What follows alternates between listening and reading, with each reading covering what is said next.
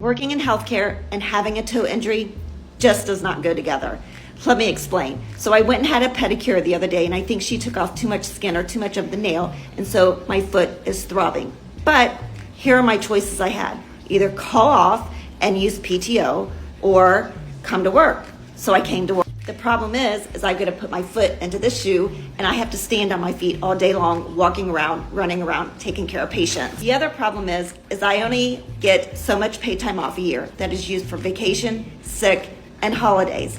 And I try to bank it all to use it for vacation. So my choices were to call in and use a sick day or come to work. So I came to work, and now it's almost time for me to go home, and my foot is completely throbbing. So tell me, guys, have you been in this situation where you still went to work because you weren't feeling well, or maybe you had an injury and you just pushed through because you don't want to use your time off that you can apply to maybe vacation? I hate that part of having a job.